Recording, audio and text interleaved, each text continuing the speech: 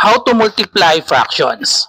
So, ang rule natin in multiplying fractions ay numerator times numerator, then over denominator times denominator. Pero bago natin gawin yung numerator times numerator over denominator times denominator, pwede muna tayong mag-lowest term. So, pwede nating i-divide yung nasa numerator and denominator sa kanilang GCF. Okay, so let's try number 1. So, ang numerators natin ay 2, tsaka 2, and then ang denominators ay 3 at 5. So, kung mapapansin natin, yung given natin numbers 2, 3, and 5 ay prime numbers lahat. So, ibig sabihin, walang maka-cancel out dyan. Okay, so, proceed na agad tayo sa numerator times numerator over denominator times denominator. So, just multiply the numerator. So, we have 2 times 2, that is equal to 4. And then, denominator, 3 times 5, that is equal to 15. So, final answer is 4 over 15. Okay, so next number, number 2, 8 over 9 times 4 over 5. So, tingnan natin kung meron pwedeng makancel sa numerator at denominator. So, numerators natin, 8 and 4. Meron bang pwedeng makancel sa 8, 4, tsaka sa 9? So, relatively prime ang 8 at 9, ganun din ang 4 at 5. Ibig sabihin, ang common factor nila ay 1 lang. Okay? And then, ganun din sa 8 and 4, and then saka sa 5, wala rin common factor ang 8, 4, tsaka 5. So, therefore, proceed lang tayo sa numerator times numerator, and then denominator times denominator. So, just multiply this. 8 times 4, that is equal to 32, and then 9 times 5, so multiply the denominators, 9 times 5 is 45. So this is now the final answer. Okay, so let's try number 3. 8 over 9 times 2 over 8.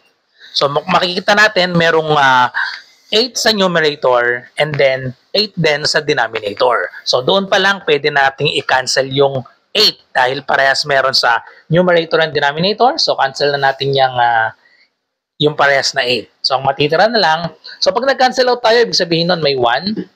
So, multiply na lang natin yung numerator. So, 1 times 2, that is equal to 2. And then, denominator, 9 times 1 is equal to 9. So, final answer is 2 over 9. So, try naman natin ang number 4. Paano kapag tatluhan? Ganun pa rin. So, multiply lang natin yung tatlong numerators and then yung tatlong denominators. Pero bago yon, i-try muna natin kung may maka-cancel sa kanila. Okay, so we have 6 over 10 times 3 over 4 times 5 over 6. So, meron agad common sa numerator, parehas merong 6. So, ibig sabihin, pwedeng i-cancel out na natin yung parehas na 6. Pag nag-cancel, ibig sabihin nun may 1 na matitira. Pero bali wala na yung 1 kapag multiplication dahil identity element yan ng multiplication. So, ngayon try natin kung meron pang pwedeng makancel sa 3, 5, tsaka sa 10.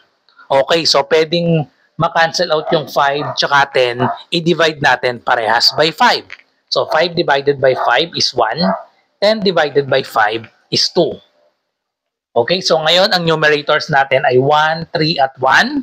Prime numbers na yung prime number na yung 3. Yung 1 bali wala na. So, ibig sabihin, wala na tayong maka-cancel out dyan. I-multiply na natin lahat ng numerators, ganun din lahat ng denominators.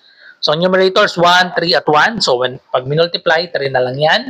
Over ang denominator natin, multiply lang natin lahat. 2 times 4, that is 8.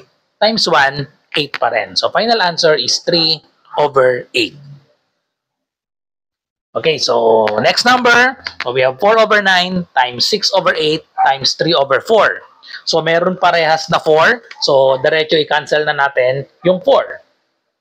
And then, we have 6, 3 sa numerator, and then we have 9 sa denominator. So, we can cancel out the 3 and 9. Divide both by 3. So, divide both by 3. So, 3 divided by 3 is 1. 9 divided by 3 is 3. So, again, meron pa rin pwedeng makancel. We have 6 sa numerator and 3 sa denominator. Divide both by 3. So, 6 divided by 3. So, we have 2. 3 divided by 3. So, that is equal to 1. So, lahat ng numerators natin, so itong 4 may 1 ito and yung 4 dito may 1 din. So, ang numerators natin ay 1, 2, at 1 na lang. So, ibig sabihin, tapos na tayong mag-cancel. So, just multiply 1 times 2 times 1. That is equal to 2. Multiply the denominator. So, we have 1 times 8 times 1. That is equal to 8. Okay, so meron pa palang pwedeng i-divide. So, yung 2 and 8, both divisible by 2. So, divide both by 2. So, 2 divided by 2.